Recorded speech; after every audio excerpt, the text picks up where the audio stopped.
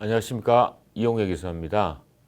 이번 시간에는 그 비영리법인의 조세 특례에 해당되는 고유목적사업준비금 송금사립 조정명세에서 말씀드리도록 하겠습니다. 일반 영리법인은 좀 관심 밖의 부분이죠. 그래서 비영리법인 중심으로 말씀드릴게요. 고유목적사업준비금은 비영리법인의 수익사업의 일정률 50% 내지는 80%, 100%의 법인마다 다르긴 하지만요. 거기다가 금융수익을 그 조세 이연 효과를 주기 위해서 송금사립했다가 5년간 목적 사용한 후에 남는 잔액을 입금사립하고 그 사후관리하는 조세 특례 제도입니다. 자, 그래서 이 양식은 갑지와 을지가 있지만 뭐 작성의 순서는 얼마 먼저 작성이 되지만 갑 먼저 작성이 되기 때문에 갑 먼저 말씀드리도록 하겠습니다. 자, 27호 양식의 갑지입니다. 이 소득금액이라는 것은 우리가 말하는 각 사업도의 소득금액이 아니고요. 이 고유목적 사업 준비금에 대한 내용을 제외한 나머지 세무 조정이 다 끝난 상태의 소득금액을 말합니다. 우리가 마치 이제 기부금 조정할 때 차가감 소득금이 기부금 없는 상태에 되돌린 상태 개념, 그런 개념 비슷한 개념이에요. 그래서 그 설명을 보시면 좀 잘리긴 하지만요. 사모 양식의 차가감 소득을 적는데 해당 서식에 요 금액은 그 고유목적 사업 준비금에 대한 송금산입액과 요 금액이 없는 상태로 되돌리고요. 그 다음 5년 이내에 고유목적 사업 준비금 미사용 금액은 당연히 플러스한 상태의 내용을 적는 거죠. 그래서 이 차감 소득 금액을 1번을 구하고 그 다음 다시 원위치하는 개념입니다. 이미 고유목적 사업 준비금은 결산 조정과 신고 조정에 따라 선택할 수 있기 때문에 대부분 이제 우리가 그 외관 법문 법인은 신고 조정 하시겠지만 또 결산 조정 하시는 법인도 있기 때문에 그 소득금액 계산 시에 결산 조정으로 비용 처리된 고유목적 사업 준비금을 없는 상태로 되돌리는 개념이죠. 그래서 고유목적 사업 준비금 없는 상태로 되돌리고 그 다음에 기부금, 법정 기부금이나 지정 기부금 없는 상태로 되돌리는 거죠. 그래서 1번 더하기 2번 더하기 3번 하면 이 고유목적 사업 준비금이 손금에 산입되지 않은 상태의 소득으로 되돌리는 그런 개념이죠. 거기 이제 4번이고요.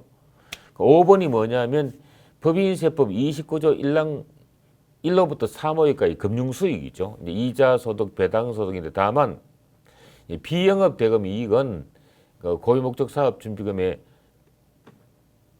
특례에 적용받을 수 있는 소득이 될 수 없습니다. 그래서 빼고 그거 하는 거죠. 그래서 여기다가 자 법인세법에 따른 결손금을 더 뺍니다. 6번을 갖다 빼는 개념이죠. 그 다음 7번에 법인세법 24조 2항에 따른 이제 기부금을 갖다 지정기부금을 다시 또 빼죠. 왜냐하면 기부금은 별도로 한도 계산하니까요.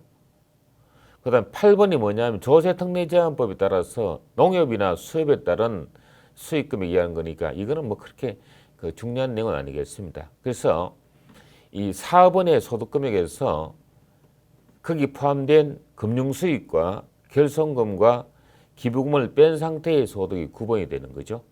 여기에다가 이제 송금살입률이 법인의 성격에 따라 일반 법인은 50%고요. 그 다음 여기 설명이 나와 있습니다. 공익법인 설립 운영에 관한 법률에 따라서 고유목적 사업의 50% 이상 금액을 장학금으로 지출한 금액은 80%고 조세특례제한법 74조 1항에 따른 협동제약법인은 100% 또는 80%요 내용을 쭉 적는 거죠. 대부분 법인은 뭐 50% 아니면 80%일 거예요. 그럼 여기에 이제 그 9번의 금액에서 10번을 곱한 금액이 뭐냐면 이제 수익사업 소득 금액이 한도가 되고요. 거기다가 플러스 뭐냐면 5번에 그 금융수익과 그다음에 8번에 그 협동조합법인의 명칭사육 수익을 이제 플러스하는 개념이죠. 여기 지금 강의 듣는 분들 중에서 협동조합 법인이 아니고는요. 여러분들 전부 다가 그냥 이제 5번의 금융수익이 플러스가 될 거예요. 8번보다도요. 그래서 송금사립 한도를 구하고요. 그럼 2번은 뭐냐면 이제 회사가 스스로 장부상의 비용 처리한 거니까 결산 조정의 케이스예요. 그러면 신고 조정하는 법인은 2번이 없겠죠, 그죠? 그럼 회사가 결산 조정한 2번 금액이 한도 실보다 크면 송금에 부인하는 거죠. 신고 조정하는 법인은 12번이 나타나지 않겠죠, 그죠? 그 다음에 밑에 이제 13번부터는 고유 목적 사업 준비금의 사용 내용이죠. 여기 왼쪽이 좀 잘려서 안 보이는데 그 사업 연도를 적고 그다음 송금 사립을 적고 5년간 목적 사용 내용을 직전 연도까지 목적 사용 지출을 쭉 적습니다.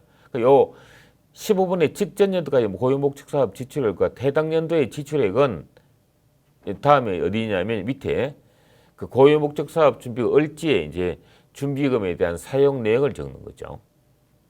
보시면 이제 당해 연도의 사용 내역이 그 과거 연도까지는 과거까지 설정한 걸 고유 목적 사업 준비금에 있는 내용을 그대로 옮겨 여기다가 15번에 적으시고요.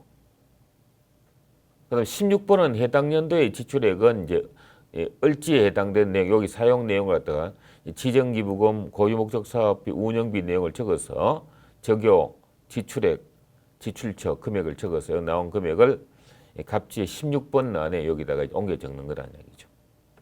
이해가시죠?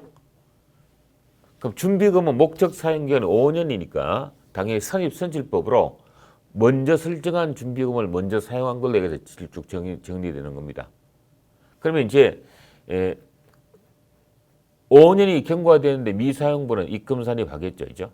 17번 금액은 뭐냐면 그 법인인세법 29조 1항의 사유죠. 해산이나 고유목적 사업의 폐지라든지 준비금의 임의환입에 해당되는 여기 적는 거죠.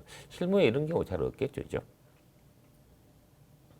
그럼 남는 잔액이 18번에 오면 여기 5년 이내분은 앞으로 이제 입금 산입할 거고 5년 경과분을 어떻게 하죠? 나누어서 입금 산입하고 요 금액에 대해서 이자 상당액을 추정합니다. 그래서 단기에 입금 산입할 금액은 정상적인 경우 5년 경과분 20번하고 그 일시환입액 17번 금액을 합쳐서 입금 산입하고요. 이 금액에 대해서는 이자 상당 가상액을 갖다가 추가 납부를 하게 되는 겁니다. 이해되시나요? 여기 준비금의 작성 요령 말씀드렸습니다.